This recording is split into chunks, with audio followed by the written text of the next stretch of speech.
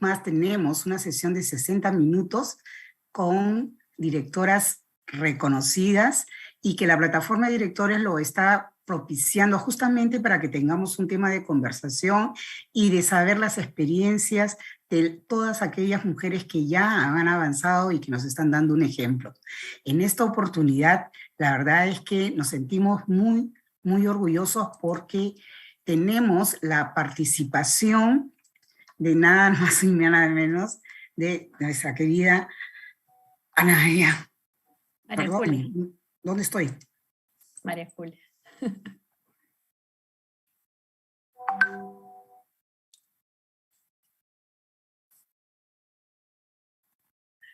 Y me permiten complementar, y lo digo como Cecilia Flores, porque se ha ido el audio, Carmencita, se te ha ido en estos momentos, Carmencita.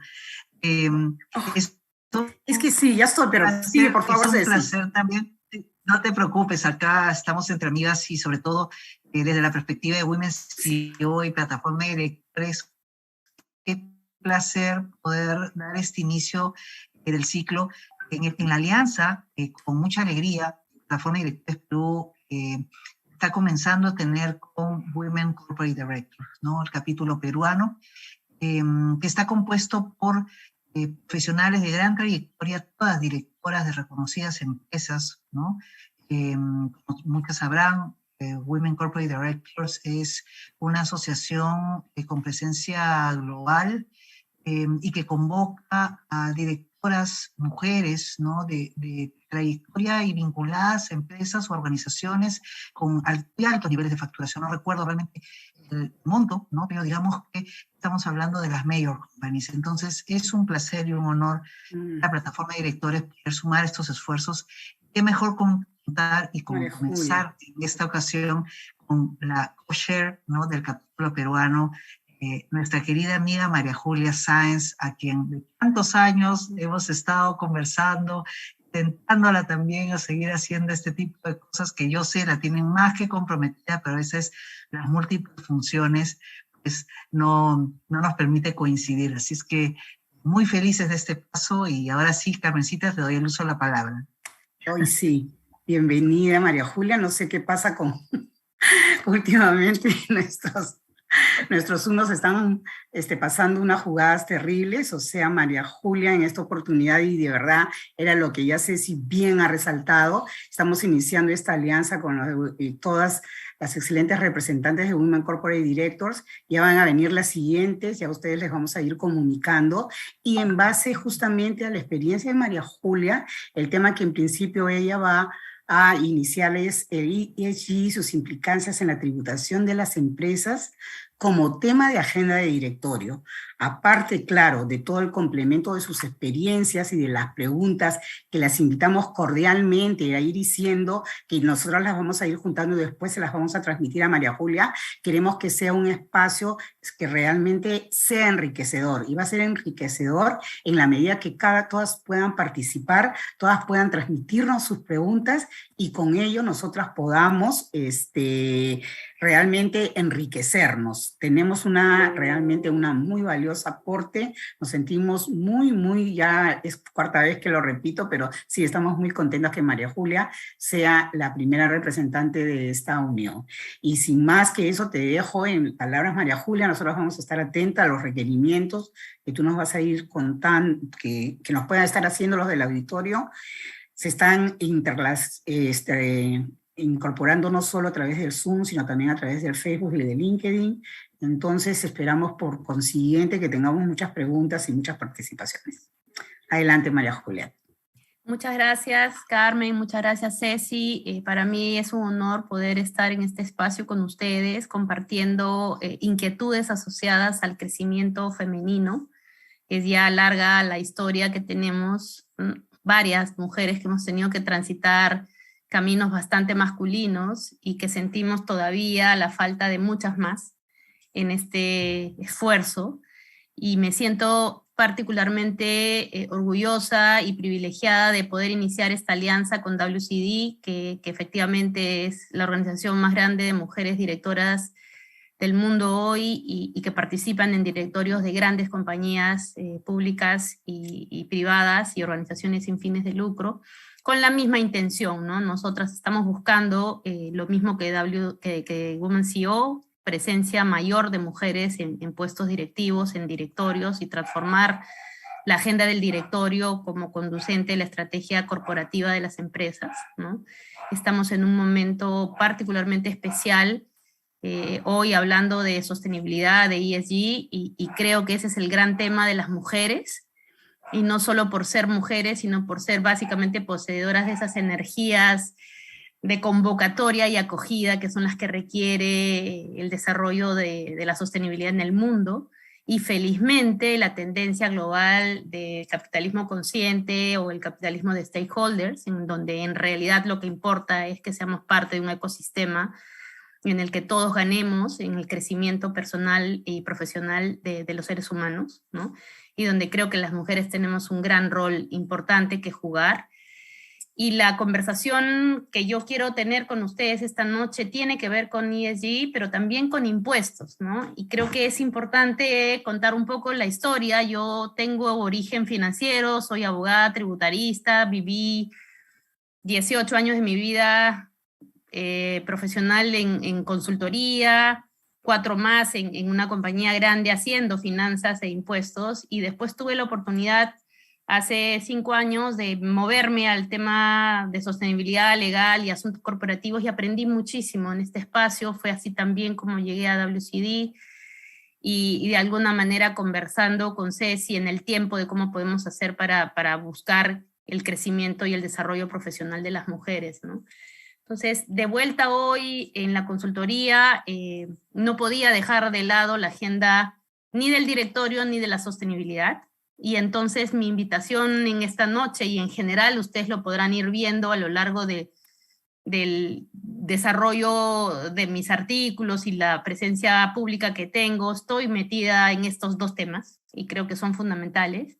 Y por eso es que en esta conversación esto es lo que quisiera que pudiéramos compartir, ¿no? Que es la sostenibilidad y los impuestos más allá de una agenda medioambiental, ¿no? Porque creo que ESG es más allá de una agenda medioambiental y lo vamos a ver. Y creo que los impuestos tienen una relevancia fundamental en la transformación de la humanidad y la mirada de sostenibilidad en las empresas y en los directorios visionarios, que es lo que estamos todos buscando en este desarrollo, ¿no? Entonces, la agenda que les traigo, primero, obviamente, es cuál es la intersección o el vínculo que existe entre los impuestos y ESG, por qué hablamos de impuestos y de ESG, o por qué no podemos hablar de unos sin hablar de los otros, ¿no? Contar un poco sobre el tema del ecosistema y cuáles son los jugadores clave, qué cosa es la transparencia fiscal, que finalmente es la expresión de la sostenibilidad de una compañía, algo sobre temas de reporting que tiene que ver un poco con esa experiencia y esa forma de mostrarse transparente en el espacio, en el ecosistema en que las empresas operan. Y finalmente, por qué el directorio tiene un rol relevante en materia de ESG, porque creo que las mujeres que somos directoras o que vamos a ser directoras o que estamos en puestos de ejecutivos, tenemos que hablar de ESG como elemento diferenciador más allá de diversidad, inclusión, equidad, que son temas clásicos y que a veces tienen cierto rechazo, especialmente en los espacios más tradicionales, que nos invitan a hablar un poco más de temas más relevantes con ESG, ¿no es cierto? Entonces, lo primero, el tema de cuál es la intersección entre los impuestos y la sostenibilidad, ¿no? O sea, ¿por qué hablamos de sostenibilidad de impuestos? Primero que nada, los impuestos afectan claramente todos los objetivos de desarrollo sostenible. Ustedes recordarán que desde el 2015 tenemos un gran movimiento internacional impulsado por las Naciones Unidas y las organizaciones internacionales, en virtud del cual estamos buscando una transformación de los seres humanos para cerrar las brechas de fundamentalmente 16 de los objetivos asociados al crecimiento y el desarrollo humano, y el 17º objetivo de alianzas, ¿no? Estos son los 17 objetivos de desarrollo sostenible que están buscando transformar a la humanidad y cuidar al planeta, ¿no? Entonces, realmente, cuando hablamos de impuestos, hablamos de sostenibilidad, porque la sostenibilidad requiere de recursos, y los recursos provienen de los impuestos, ¿no? No existe dinero público, y los impuestos son la contribución de las empresas y las personas al mantenimiento y el desarrollo y la transformación de los estados. La sostenibilidad, por lo tanto, requiere de recursos que vienen de los impuestos, ¿no?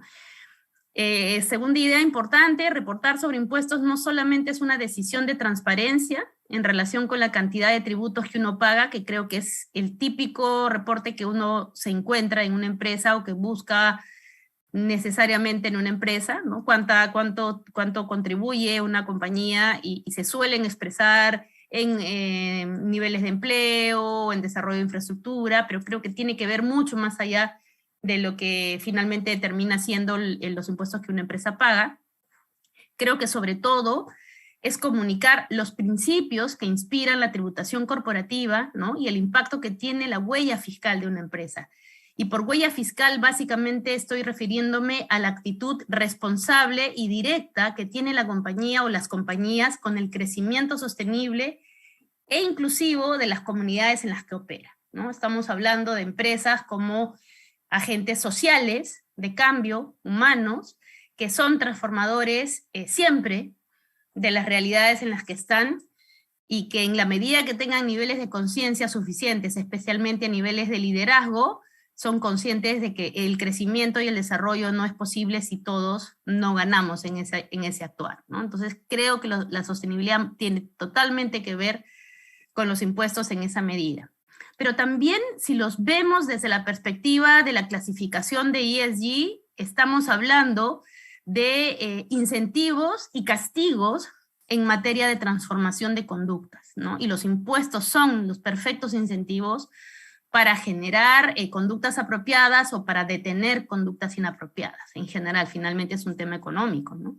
En el espacio medioambiental existen ya impuestos al carbono o a emisiones de gases de efecto invernadero, existen impuestos relacionados con el cuidado del medio ambiente, también existen impuestos relacionados con la salud y el medio ambiente, conductas asociadas, por ejemplo, a alimentación saludable o afectación del azúcar, como en el Perú, por ejemplo, que tenemos el impuesto selectivo al consumo que castiga consumos asociados a externalidades negativas como el alcohol, por ejemplo, o el azúcar, o productos ultraprocesados le llaman, en este último caso todavía no hay una regulación específica en el país, pero hay a nivel internacional toda una tendencia asociada a la tributación saludable de salud pública, ¿no?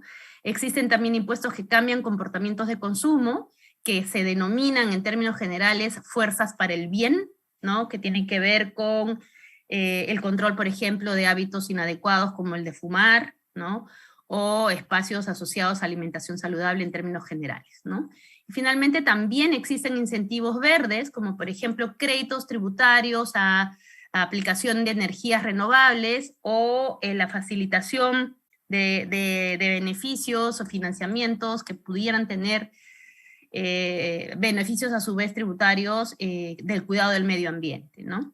En el espacio social, cuando hablamos de tributación, básicamente estamos hablando de una mayor conciencia sobre lo que significa pagar lo justo, ¿no? Especialmente en post-COVID, ¿no? ¿Qué es aquello que supone una tributación apropiada, ¿no? Estamos hablando ya básicamente de un diálogo abierto y transparente entre las empresas, las autoridades tributarias y los consumidores, ¿no? Donde lamentablemente en el momento presente tenemos un nivel de dificultad que está básicamente influenciado por la falta de confianza que existe en el espacio público y privado, ¿no?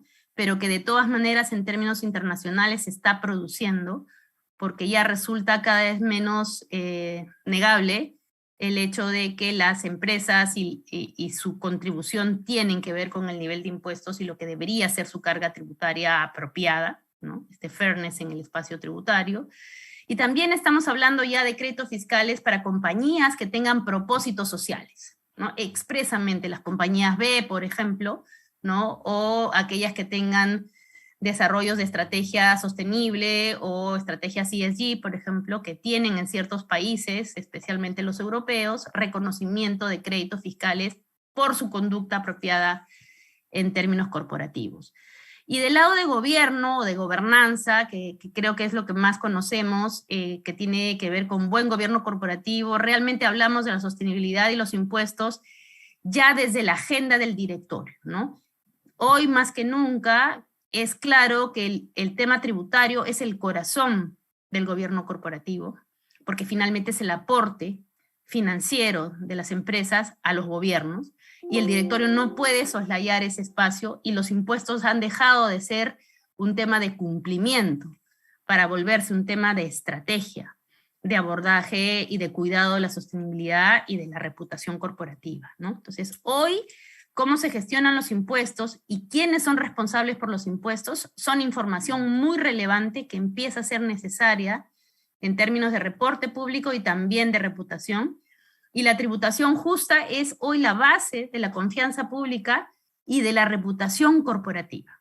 Entonces, una compañía que se diga sostenible, que se diga pionera en el desarrollo de gobernanza y gobierno corporativo, no puede no tener políticas, principios, controles y manejos tributarios transparentes, conducentes a este espacio de sostenibilidad, ¿no? Entonces, el gran mensaje de este primer slide es, oye, los impuestos tienen mucho que ver con sostenibilidad. Finalmente son una herramienta de transformación y una herramienta de reporte, ¿no? Lo siguiente que quería es compartir un poco cuál es el ecosistema o cuáles son los jugadores en ESG, ¿no? Quiénes están en este espacio, en esta discusión, en esta regulación. Tenemos obviamente a las compañías que están obligadas o voluntariamente hacen reportes de sostenibilidad, y estamos transitando hoy de la responsabilidad social corporativa hacia la responsabilidad asociada a ESG, y otras revelaciones que van proveyendo información al mercado, ¿no? Tenemos a los reguladores y los legisladores que están reconociendo y regulando prácticas ESG y revelaciones en la Unión Europea sobre todo y en Estados Unidos, y globalmente gobiernos que están promoviendo incentivos para inducir comportamientos social y medioambientalmente responsables. Están también los marcos de referencia y los estándares de revelación, donde tienes los reportes voluntarios o las guías ESG. Ahí tenemos varias opciones. Tenemos el Climate Disclosure Standard Board, el Value Reporting Foundation, el Task Force for Climate Related, SASB, el World Economic Forum, GRI. En Perú y en América Latina lo que más usamos es GRI. Nuestra bolsa y la regulación pública peruana está yendo a SASB. Usamos mucho los temas de reporte del World Economic Forum y está empezando a ser muy, muy presente todo lo que tiene que ver con TCFD, que es un poco el espacio y el aporte del reporte financiero integrado con el tema de sostenibilidad. Tenemos también en este ecosistema los usuarios finales, que son los inversionistas y otros grupos de interés, por ejemplo, la sociedad civil o los empleados o los consumidores, que cada vez más usan la información para tomar decisiones de inversión y de compra. Los gremios y las coaliciones que básicamente buscan incentivar principios y prácticas de cara a los espacios de sostenibilidad, como por ejemplo las invitaciones de B-Team o de Business Roundtable, que produce una serie de información y de manifestaciones expresamente en los Estados Unidos, en las compañías más grandes de este país, buscando hacer una adopción de capitalismo de stakeholders. Están también coaliciones de ESG y proveedores de analytics, donde claramente hay una oportunidad también para las empresas y para los asesores o los directores de entender qué cosa es el valor compartido y cómo son los desempeños en ESG y los puntajes en ESG que pueden tener las empresas. Y obviamente la posibilidad de accesos a financiamientos y diferenciaciones asociadas al buen manejo de la sostenibilidad, ¿no? En materia fiscal, hablar de ESG en realidad es hablar de transparencia, ¿no? ¿Y por qué?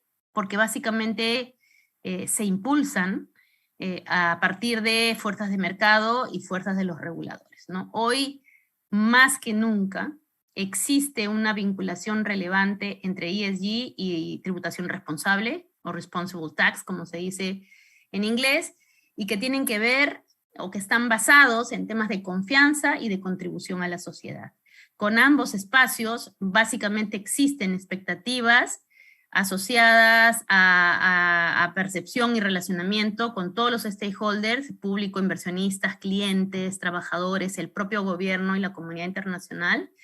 existe hoy la necesidad de empezar a desarrollar o de trabajar con más profundidad temas de negocios con conciencia social, donde los impuestos son impulsadores relevantes de cambio en lo que hemos ido comentando hace un momento, ¿no? A partir de cambios en políticas ambientales, sociales o de gobierno corporativo, donde revelar con mayor transparencia o hablar más de temas de impuestos es una forma de evidenciar los cambios que están ocurriendo en una empresa, por ejemplo, que puede partir de haber decidido tributaciones inexistentes o muy reducidas en determinadas circunscripciones o jurisdicciones para acudir a paraísos fiscales y dejar de hacerlo, ¿no?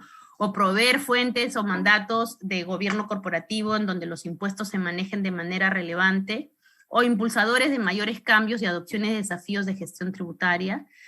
Existen temas asociados a regulación también, donde claramente los temas de regulación empiezan a caminar desde un espacio voluntario hacia un espacio obligatorio, ¿no? En materia fiscal tenemos espacios de revelación exigentes, grandes, como los Country by Country Report, que son hoy obligación de las empresas que tienen vinculación económica y que tienen que contarle al mundo cuál es el nivel de vinculación y de transacciones comerciales que existen en sus empresas intragrupo, y otras regulaciones locales que empiezan a ser parte, digamos, del día a día de los temas tributarios, ¿no? Entonces, en general, hay un mayor interés en cuáles son las prácticas y las actitudes de las empresas frente a los impuestos y frente a la tributación.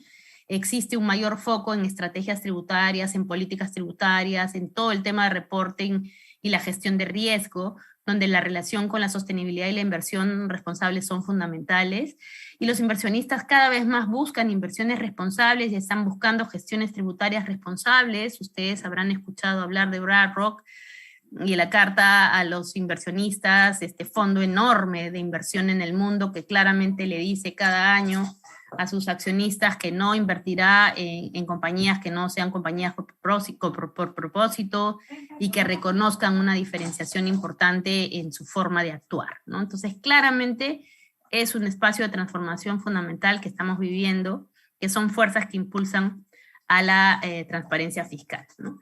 ¿Y qué es finalmente la transparencia fiscal o la gestión transparente en materia tributaria? Yo creo que es un espectro, no es un estadio congelado, no es blanco y negro, es un camino, ¿no? Y este espectro básicamente refleja cuál es la intención estratégica que tiene una organización y cuál es su ambición de sostenibilidad. Así de relevante puede ser el tema fiscal, ¿no? Yo veo la tributación no como una suerte de cumplimiento y basta.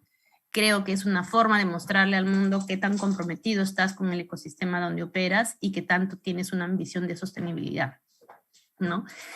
Y es un espectro porque tiene un estadio que parte desde la perspectiva más bien ochentera, digamos, de empresas en las que están las intenciones básicamente de cumplir estándares mínimos, ¿no? En donde podemos escuchar todavía, lamentablemente en el Perú, a algunas empresas señalando, yo cumplo la ley, pago mis impuestos, no me pidan más, no necesito más, ¿no? Y son estándares mínimos de cumplimiento y de reporting. Y que van caminando hacia un espacio de darse cuenta lo importante que es ser parte de esta conversación y de esta transparencia, ¿no? A partir de incorporar en estos reportes pronunciamientos públicos sobre cumplimientos estándares mínimos, sin mayores detalles, pero afirmar ya públicamente que se cumple, ¿no? En la primera estadio es básicamente yo no digo nada, hago lo mínimo, y si me buscan, miraremos, discutiremos. En un segundo momento en los que también hago lo mínimo, pero le digo al público y a mis stakeholders que tengo un cumplimiento estándar. Avanzas hacia una política de publicar tus políticas tributarias sin hablar de estrategia, sin hablar de gobierno y control, pero básicamente pronunciándose ya sobre principios y gobierno y control, hablando o buscando ya soportes de asesores especializados y hablando ya de un planeamiento tributario basado en sustancia comercial, que es un espacio ya que empieza a ser más consciente de lo que significa una planificación que no sea agresiva. Avanza hacia la publicación de estrategia tributaria, ya brindando detalles más robustos sobre el gobierno corporativo de impuestos, en donde revelamos principios y estrategias y también hablamos de ese detalle de gobierno. Pasa a su vez también por estrategias de gobierno y control y el detalle del Country by Country Report que les había hecho referencia, que esta es un estadio, en el caso de las empresas públicas más grandes, en el Perú ya casi obligatorio en materia fiscal. Y por último, que es un tema ya, digamos, ideal en materia de sostenibilidad tributaria, en donde las compañías expresamente señalan cuál es su estrategia, cuál es su gobierno, su control, expresan sus controversias de manera pública, cuáles son sus planes de mejora y cuánto pagan de impuestos, y cómo lo hacen, en una revelación mucho más potente y yo diría valiente, en tiempos en los que le creemos poco a la administración, lamentablemente, pero valiente nuevamente porque no tenemos nada que ocultar, ¿no? Entonces, este es un poco el espectro o el camino de la transparencia fiscal que hoy cada vez más es más importante en materia tributaria, ¿no? Y creo que también este estadio y este camino obliga o busca que las empresas construyan un impacto, un reporte de impacto, ¿no? Y no cabe duda que ser transparente en materia tributaria, ¿no? En cuanto pago de impuestos, cuáles son mis políticas, es un tema que diferente dependiendo del tipo de empresas en las que estemos, ¿no? Es evidente que advertimos las diferencias por los tipos de empresas que existen, por el estadio de madurez de gobernanza corporativa. Claramente no es igual, ¿no? No obstante, la transparencia es un camino y será diferente para cada quien dependiendo de cuáles son las actividades industriales, comerciales, productivas, extractivas, y cuál sea la intención corporativa de transparencia y el estatus actual de la empresa, ¿no?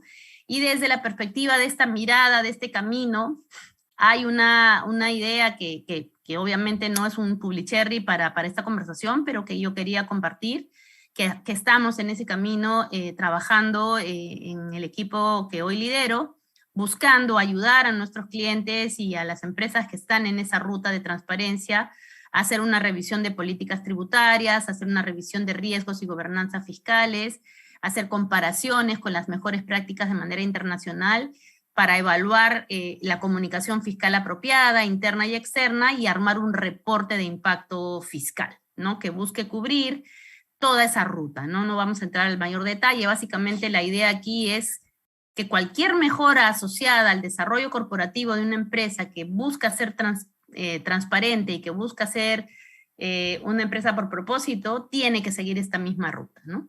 Desde el espacio de la revisión hasta el espacio del reporte.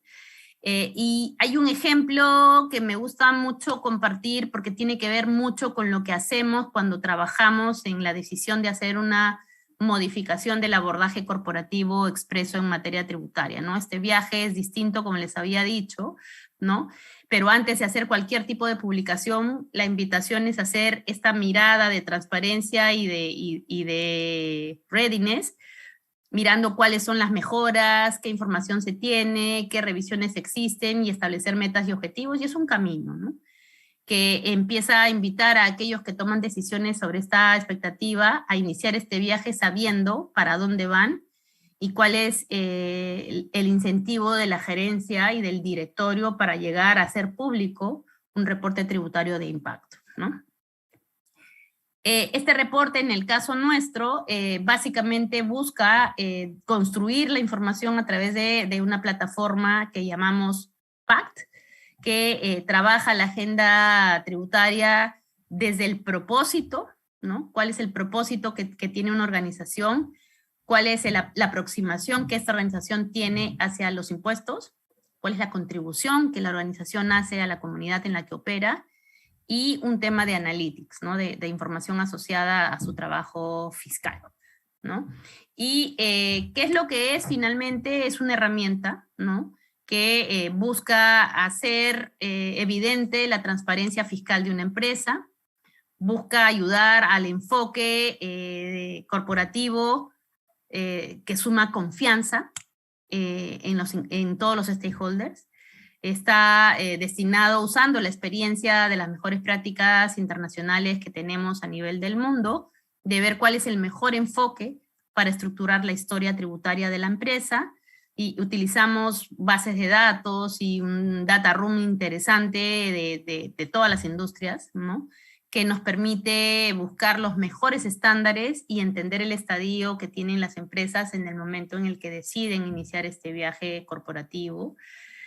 Y se hace de esta manera, ¿no? Es como un cuaderno, como una ruta, ¿no? Que busca, dentro del marco de transparencia fiscal de nuestra organización, cerrar una brecha de expectativas, ¿no? O sea, contarle a los lectores cuál es el negocio, ¿no? Por dónde hemos abordado el tema de la sostenibilidad y un poco establecer el tono de la comunicación, ¿no? El enfoque del grupo, la empresa respecto de los impuestos, si hay niveles de agresividad, manejo de paraísos fiscales, etcétera. Cuál es la construcción de la contribución, más allá de los números fríos, ¿no? Y una mayor visibilidad de los datos fiscales, ¿no? De manera relevante, que es una información que incluso puede generar, creemos, confianza pública, ¿no? Y con esta data, que es ya la última parte de esta conversación, que me gustaría fuera eso, una conversación, hablar del rol del directorio y la gerencia en temas de ESG, que creo que es, como dije al principio, el diferenciador en una agenda retadora de un directorio visionario, ¿no? Realmente el directorio tiene la responsabilidad de velar por la generación de valor y que el negocio sea sostenible, ¿no? El directorio está puesto a pensar en temas de estrategia y cuestiones de largo plazo, ¿no? El directorio es un consejero y también un supervisor de las actividades de la gerencia, y en temas asociados a ESG, los inversionistas, analistas de mercado, instituciones financieras en general, cada vez más usan estos criterios para evaluar el impacto de la sostenibilidad de una inversión, de un préstamo en una empresa, ¿no? Y los consumidores están cada vez más tomando decisiones basadas en el rol de la empresa, ¿no? Qué tan sostenible, qué tan solidaria. Claramente lo vemos en sociedades más avanzadas en las que el consumidor simplemente decide no comprar o no consumir bienes o servicios de compañías que no sean sostenibles, ¿no? Y la opinión pública, evidentemente, ya cada vez más interconectada en redes sociales, es más crítica y está más atenta, ¿no? Entonces, ¿cuáles son las acciones que considero que deberían ser esas miradas estratégicas de largo plazo que el directorio debe tener? La primera, en verdad, es establecer, ¿no? Establecer como prioridad el ESG, cuál es el beneficio financiero a largo plazo, dónde está el negocio de la empresa de la que se trate, cuál es su materialidad, cuál es su mirada hacia este tema de principios ESG. En un segundo momento, hacer un análisis, que son cosas que ya hacemos normalmente, los riesgos tradicionales, pero que ya existen, el análisis de oportunidades y riesgos ESG, mirar un poco la competencia, los referentes del sector, en donde se encuentra la compañía, y buscar identificar a todos los stakeholders, ¿no? Ya no solamente necesidades y expectativas de los shareholders, de los accionistas, estamos buscando a todos los grupos de interés. En tercer lugar, promover y respaldar la integración de ESG en la estrategia empresarial. Es una ruta, un camino de madurez, y establecer un propósito y una ambición empresarial que contemplen temas de ESG. La siguiente, claramente, el tema de la comunicación. La comunicación es fundamental en la generación de confianza y es una comunicación que debe estar orientada a hablar con todos los grupos de interés en estrategias de ESG y en focos de creación de valor a largo plazo, ¿no? Y finalmente, un monitoreo relevante para propósito de medición y de crecimiento y mejora, de ver el impacto de las estrategias y las iniciativas para asegurar el beneficio, creación de valor a largo plazo, ¿no? El rol del director y del directorio en general puede ser una invitación a hacer las preguntas más difíciles asociadas a ESG. No tengo algunos ejemplos aquí, asociados a qué materias debieran ser parte de esa conversación, ¿no? Temas como, por ejemplo, hemos identificado oportunidades y riesgos, sabemos cuáles son las oportunidades y riesgos que enfrentamos en ESG, comprendemos cuáles son esos riesgos, comprendemos su materialidad, sabemos cómo van a afectar estos riesgos, cómo el cambio climático afecta a nuestro negocio, nuestra cadena de suministro, tenemos capacidades integradas dentro de la empresa para propósito de establecer metas, métricas, etcétera. Dentro del directorio hay habilidades asociadas al manejo de ESG, en formación, en guía, en experiencia.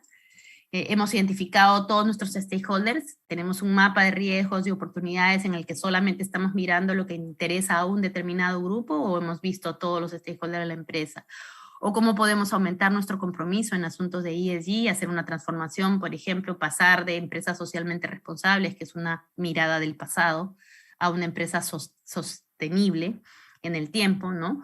O cómo podemos comunicar de manera eficaz lo que estamos haciendo, la integración de lo que estamos haciendo en materia de ESG, son las típicas preguntas que deberíamos hacernos si somos directores de empresas o buscamos ser directores de empresas que estén teniendo una ambición de transformación y de transparencia fiscal, ¿no?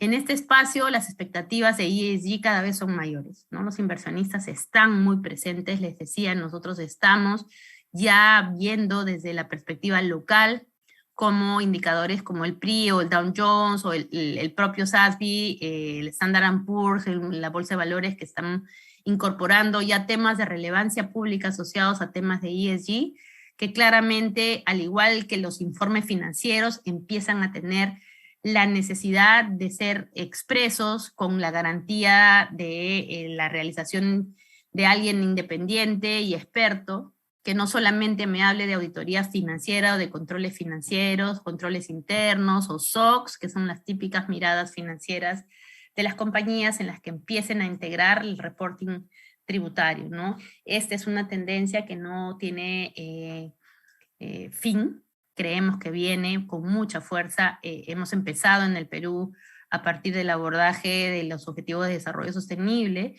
pero también ya en el mercado de valores peruano a partir del 20 con obligaciones de reporting integrados que van a empezar a tener una forma y una regulación parecida a las normas internacionales de información financiera. Existe ya una comisión trabajando para poder hacer una elaboración de reportes integrados que van a ser obligatorios en las empresas públicas de cara a reconocer la importancia y la necesidad de ser una empresa con propósito, ¿no? Y finalmente, la pregunta que tenemos que hacernos, si somos parte de las empresas o somos parte de los directorios, son cuáles son los estándares que queremos cumplir, ¿no?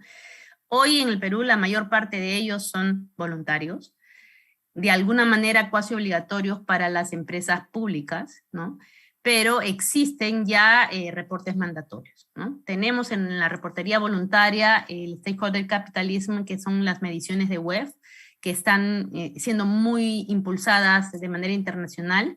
El Global Reporting, que es el que más usamos en América Latina, GRI, el GRI 207, que es el reporting en impuestos, el Dow Jones de sostenibilidad, lo estamos usando mucho en el Perú también, el Future of Business Benchmark, el Fair Tax Mark, el Tax Transparency Code de la Comunidad Europea, el BTIM Responsible Tax Principles, que son reportajes voluntarios que buscan incrementar las revelaciones. Y también existen reportes mandatorios, ¿no? El Tax Strategy del Reino Unido, tenemos el CRD4 de la Comunidad Europea, el Country by Country Reporting de la OCDE que usamos también en el Perú, y los otros tipos de reporting ya en transparencia fiscal, sobre todo en Comunidad Europea, en Australia y en algunos otros países, que básicamente como mensaje, digamos, hay que tener en cuenta que la escala es una estimación, ¿no? No todas las normas son directamente comparables, no todas las normas son directamente utilizables, y lo que tenemos que hacer hoy por hoy en el Perú y en el mundo en general es ver cuáles de esos tipos de reportes son relevantes para nosotros y cuáles pueden ser importantes en el cumplimiento de esta información que nos permita decidir cómo queremos reportar. Pero lo que sí creo que no vamos a poder dejar de hacer es ser transparentes en materia fiscal y no reconocer la huella y el tamaño de nuestro impacto en la sostenibilidad a partir del pago de los impuestos y de la historia que contamos en la política y en la práctica del tema y la gestión tributaria corporativa en materia fiscal, ¿no? Entonces creo que esta es un mensaje con el que yo me quedo, ¿no? Creo que ser responsable en materia fiscal implica ser transparente, y la transparencia es un ejercicio de confianza pública que necesitamos, especialmente si estamos en el sector privado, de cara a generar un espacio de crecimiento personal y profesional de las empresas. Muchas gracias, Ceci. Aquí me quedo y para contestar o conversar con ustedes. Sí, María Julia, muchas gracias. Realmente excelente, esperanzadora, muy positiva toda la exposición. Realmente saber si acá en el Perú estamos, digamos, en el inicio o ya estamos seriamente comprometidas las diferentes empresas en todo esto. Creo que en el papel o en el compromiso en todos los eventos sí se da, sin embargo, en la práctica, tú que has participado en directorios de empresas importantes, ahora que estás en esta empresa efectivamente y liderando la gerencia tan importante de Tax, ¿es realmente ese compromiso real con todos estos reportes y estos propósitos? ¿Cuál es tu percepción? Yo creo que es un estadio reciente. Siento que en el Perú hay un nivel de madurez razonable en la parte de gobernanza, o sea, todo lo que tiene que ver con políticas asociadas a directorio, comités, algo asociado a responsabilidad social corporativa, un poquito asociado al tema tributario, basado básicamente en lo que tiene que ver con el reporting de empresas vinculadas. Y es distinto si eres una empresa de propiedad extranjera o local, es distinto si eres una empresa pública o eres una empresa privada, y es distinto si eres una empresa americana o una empresa europea, ¿no? Sí, pues. Creo que hay como el convencimiento de algunas empresas, dado su tamaño, de la necesidad de construir confianza pública a partir del tema de transparencia fiscal, y que tiene que ver o con la vocación genuina, digamos, de ser sostenibles, y he visto y conozco grupos empresariales muy, muy comprometidos en este espacio, y hay otros que actúan por defensa, ¿no? En busca de proteger, de evitar ataques, dados los tamaños relevantes eventualmente en el mercado, que están empezando a abrir un poco su puerta, y ahí lo que yo veo es un nivel de riesgo del greenwash, ¿no? De que parezca que está bonito, entonces tengo comités, y tengo normas, y tengo todo escrito y bien bonito, pero en la práctica, en verdad, no ejercito esa invitación a ser inclusivo, ¿no? Pero está presente. Y lo que creo que es distinto de lo que hemos vivido luego de la pandemia es que el público está muy presente también, ¿no? Las audiencias son críticas, las redes sociales son demoledoras, y no podemos tener una mirada de perfil bajo como antes, ¿no? Ustedes podían escuchar, de hecho hasta ahora escucho a algunos y me parece que es una falta absoluta de realidad decir que son perfil bajo. No hay posibilidad de ser perfil bajo, no existe, ¿no? Eres o no eres consecuente si quieres, ¿no? Okay. Pero el que tú no hables no quiere decir que el otro no hable de ti, ¿no? Entonces creo que eso es importante, que hay que entender qué es lo que quieres poner en el espacio, ¿no? Tu mensaje o el que pongan otros, porque transparente vas a ser, aunque no quieras, y perfil bajo es imposible, creo.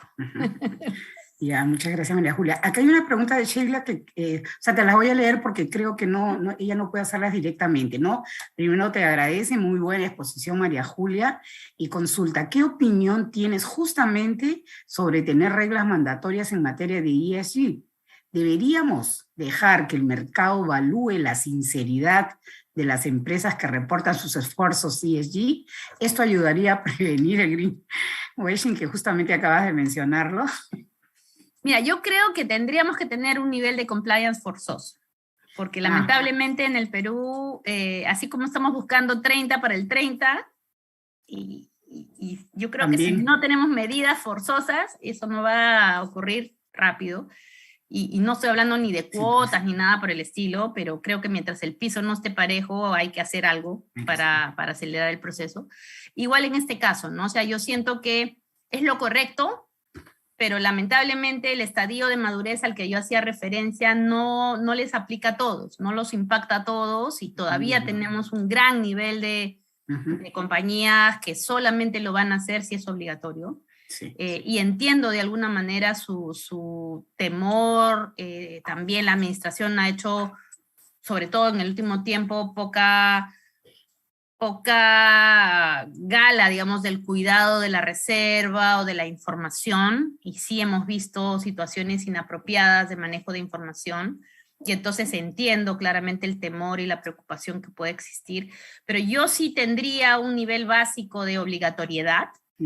Yo sí creo, por ejemplo, que el reporte integrado, que hace que el tema de sostenibilidad se incorpore al reporte financiero y que tenga la misma rigidez en términos de estructura y estandarización y de auditoría, Eso. que lo que va a hacer es permitir que mejoremos, ¿no? Como cuando empezamos a incorporar en los estados financieros los estándares internacionales de contabilidad, cómo fuimos ayudando a la transparencia y a la mejora del manejo de los negocios, y eso solo ocurrió cuando fue obligatorio, porque ustedes recordarán que la contabilidad y el tema financiero en verdad era tributario. Sí. Y las empresas hacían sus estados financieros en función de su regulación tributaria, y fuimos transitando hacia un proceso de estandarización financiera internacional, pero ya teníamos un nivel de cumplimiento que después ha ido permitiendo que se transparente y se maneje mejor la gestión financiera de una compañía. Lo mismo aquí, ¿no? O sea, yo no creo que la regulación debiera ser profusa, grandota, pero sí creo que tendría que haber un nivel básico, probablemente cercano a lo que hay en los estados financieros, en revelaciones financieras internacionales, ¿no? Pero y acompañado con algo que decías, no solo de compliance, sino posiblemente de auditorías, ¿no? De que verifiquen la información. Nos preguntan también, ¿crees que las empresas pequeñas y medianas en el Perú puedan involucrarse en reportes o dar a conocer los proyectos ESG? Y si podrías dar algunos ejemplos. Yo creo que sí, hay gente, hay empresas, hay organizaciones sin fines de lucro que están haciendo cosas ESG. Sí, Lo ¿no? que creo es que algunas no son conscientes de que eso es así. Y pasa porque conocen su propósito, ¿no? O sea, finalmente las empresas existen para solucionar problemas humanos, para eso existen. O sea, las empresas son organizaciones que resuelven problemas humanos, y cuando son conscientes del tipo de impacto que tienen, no importa su tamaño, ¿no? Entonces, probablemente encuentres en espacios de crecimiento, de emprendimiento social, muy presente ese de ser consciente del espacio, del ambiente, del vecino, del trabajador, del colaborador, que son temas ya ESG, ¿no? Simplemente que ahora están más estructurado, hay un framework un poquito más organizado que nos permite entender, pero tienes historias lindas, ¿no? Y que han aparecido probablemente más patentes a partir de la pandemia, en donde hemos ido viendo quiénes eran los indispensables y cómo se extrañaba el actuar de las empresas y las organizaciones, y hemos visto reacciones tan interesantes como, no sé, pues la de San Antonio, por ejemplo, que recordamos un montón, cómo se convirtió en bodega, cómo hoy está trabajando para que sus empleados aprendan lenguaje de señas, incorporen estos procesos. Esa mirada de hoy, yo soy un ciudadano antes de ser un empresario, ¿no?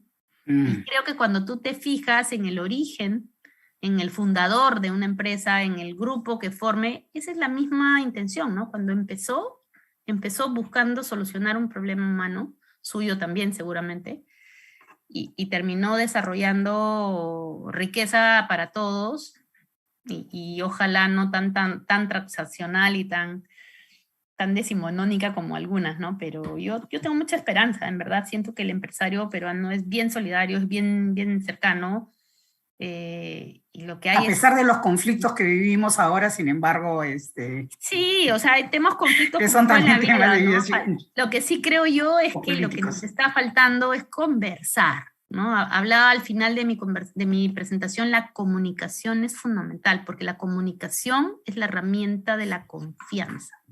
Y comunicarnos no es hablar, es escuchar. Cuando aprendes a escuchar, te pones en el espacio del otro y lo entiendes. Eso es lo que nos falta. Sí. Estamos básicamente listos para contestar, no para escuchar. Por eso nos peleamos. Sí. María Julia, perdón, Carmencita, discúlpame, Ceci, tú iba a decir que hagas las preguntas que tú tienes también ahí.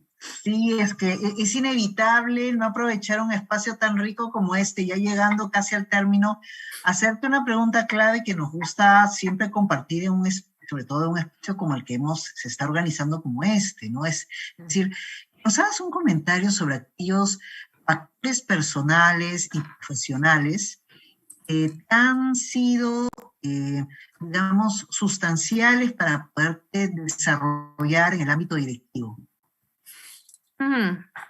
Yo creo que hay dos etapas, Ceci. La primera, que tiene que ver un poco con la madurez personal, ¿no? Mi primera etapa, pues, ha sido de los 90 a los 2000, donde en verdad te tenías que fajar y trabajar horriblemente y olvidarte de tu género, de tu número y de todo. Y es más, mimetizarte para el espacio corporativo, hasta la ropa, ¿no? O sea, yo he crecido en un espacio en el que básicamente tener un color de ropa distinto no era admisible, tener un lenguaje diferente no era admisible, tener horarios distintos no era admisible. O sea, tú tenías que ser un ejecutivo, no importaba si eras hombre o eras mujer, ¿no? Y había que ser el triple deficiente, porque desgraciadamente en los negocios, en términos tradicionales, como en la guerra, lo que importan son los generales y la dirección. Y entonces, y si tú eres mujer, por más que estés de azul y de moño, tú tienes que demostrar, ¿no? Y el hombre es potencialmente relevante y tú tienes que tener resultados. Entonces, cuando uno tiene que tener resultados, pues se demora un poco más, ¿no? Porque el potencial no se tiene que demostrar, lo sientes y hay mucho bias, ¿no? En ese espacio. Entonces, hay una primera etapa en la que yo he tenido que vivir un poco esa mimetización y aceptar mucho de lo que supuso y esforzarme el doble y ganar la mitad para lograr estar en estos espacios. Creo que me ayudó mucho el carácter que tengo, y yo no le tengo miedo en verdad a nada. Yo soy bien, tengo mucho coraje en la vida, en verdad. Me siento orgullosa de decirlo hoy, antes me daba vergüenza, y de hecho creo que la evaluación era: si tú eres así, muy, muy peleón, muy así, eres bruja, ¿no? Si eres hombre, eres potencial, pues, ¿no? La mujer es intensa, el hombre es potencial, ¿no? Esa es una primera etapa que me ha tocado vivir.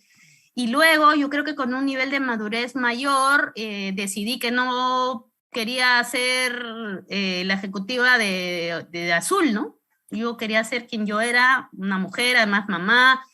Quería andar con estos pelos que hasta ahora tengo y decir mi verdad y ponerme los colores que me diera la gana, y con muchísimo respeto ser diferente. Y creo que cuando me planté en ese espacio cambiaron muchas de las cosas que yo no tenía porque pensaba que alguien las iba a descubrir por mí, ¿no? Creo que en ese momento me di cuenta de lo que hoy hago yo con las personas que trabajan a mi lado, las mujeres sobre todo más jóvenes, y es decir, que no esperen a ser perfectas y a que las elijan porque son perfectas, ¿no? Y que no permitan que otros decidan por sí mismas, ¿no? Y esa parte, esa segunda parte me parece más linda, porque a partir de ello gané mucha libertad, ¿no?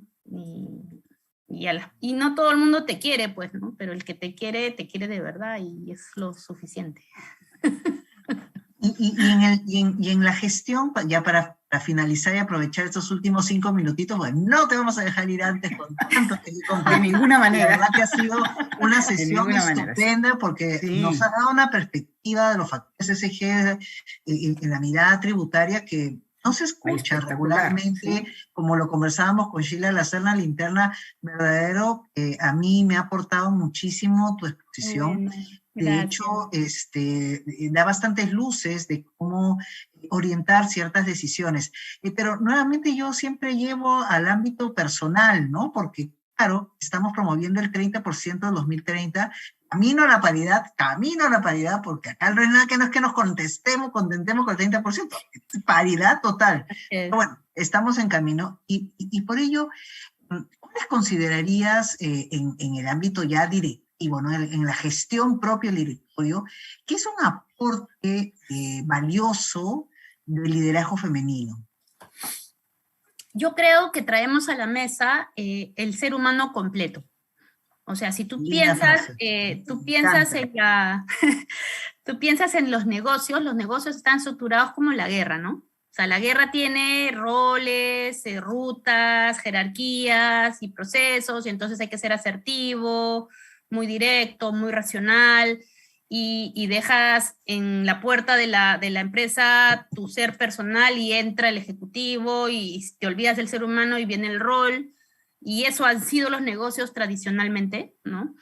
Y creo que como nosotras tenemos una energía, y no solo nosotras, porque creo que también hay energías femeninas presentes en nuestros compañeros varones, probablemente menos celebradas cuando éramos chicos, ¿no? Porque no celebrabas que una llorara porque veías una película, pero sí celebrabas que uno le metiera un quiñe al otro porque te pegaba en la calle, ¿no? Entonces, ese tipo de cosas que creces aprendiendo terminan haciendo que los negocios sean muy duros. Y yo siento que hoy, en el siglo XXI, el ser humano ha descubierto que es uno solo y que no puede eliminar su ser personal y que sus predicamentos individuales están presentes consigo mismo y que puede mostrarse vulnerable y que puede tener tristezas y alegrías y que sus hijos entran con él al colegio y a la casa y a la empresa y sus historias también. Entonces creo que ese diferenciador en el que tú eres un ser humano en la mesa y donde lo mismo contestas una llamada, yo te decía, dame 2 minutos, tengo que servirle la cena a mi hijo, y paseaba por acá mi perro y ustedes ni cuenta se han dado porque yo le hacía por acá, porque estás acostumbrado al multitasking, ¿no? Y en ningún momento pierdes la concentración de lo que estás haciendo, demuestra que lo que tenemos en los negocios son seres humanos, no son robots. Y nosotras estamos más dispuestas a que nos vean como seres humanos y que eso no signifique tener menor valor, ¿no? Y cada vez más lo siento más presente y cada vez más tenemos menos miedo de hablar de estos temas en los directorios sobre todo, ¿no? Y que a veces no lo hacemos, ¿no? Que toca. Creo que esa es la diferencia, me parece. Excelente, y toca, y espacios como este realmente son privilegiados para poder escucharte, escucharlas, ¿no? Poder todas, como bien dijo Carmen al inicio, salir nutridas de una sesión en donde me encanta, traemos al ser humano completo, lo hacemos, no, es que ya quedó, frase. Es parte en sí, pues, de este modelo de liderazgo femenino que trae tan buenos resultados y que parte de la aceptación. Carmencita, al final yo tan solo, muchísimas gracias, María Julia, Gracias a ti y a ustedes todas. por el detalle, la información, la disertación, la honestidad de tu mensaje, realmente excelente. Gracias, Ceci. María Julia, para agradecerte sinceramente, la expectativa realmente de tu presentación ha sido reflejada en todos los participantes que tenemos en todas las redes, porque hemos estado, como te digo, en todas las redes. Estamos muy contentos realmente con esta aceptación, realmente brillante tu exposición, como bien ha mencionado Ceci, qué mejor manera de hablar de todos estos temas que no se hallan, que no se hablan, ¿no es cierto? La tributación justa, todos los reportes que realmente comienza a llamar la atención. Y eso que no he hablado del asesor apropiado de impuestos que le duele a algunos de mis amigos. Ya ves, bueno, será para una próxima, porque ya no va a haber, no nos va a faltar oportunidad como para estar juntas. Agradezco a todas las que han participado, a seguirles invitando que estas reuniones las vamos a tener todos los meses, y es especialmente, tratamos que sean para mujeres, pero este próximo 24 de mayo tenemos también otra presentación que las invitamos a todas a que se inscriban,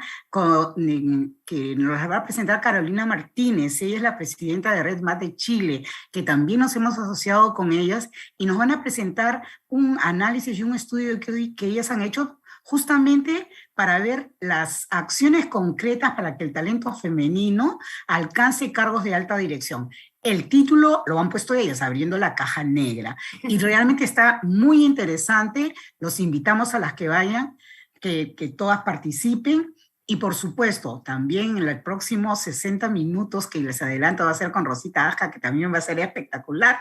Nos vamos a reunir para una nueva conversación. Les agradezco a toda su participación, vamos a ver cómo esto está destinado a las mujeres de la parte de la plataforma y como es un evento cerrado, todavía no sabemos si lo vamos a publicar o no, estamos en esa evaluación. Pero en tanto tenemos todos los contactos, vamos a seguir haciendo eventos porque definitivamente estamos viendo que hay un interés, hay una participación en todos los eventos que estamos poniendo, porque los temas y las expositoras que los están presentando realmente nos están dando este camino brillante y feliz de compartir. Muchas gracias, María Julia, muchas gracias a todas. Carmen. Gracias a ustedes. Encantada. Nos estamos viendo en la próxima vez. Gracias. Un abrazo. Chao, chao con todas. Gusto de verlas. Cuídense mucho. Gusto de verte también.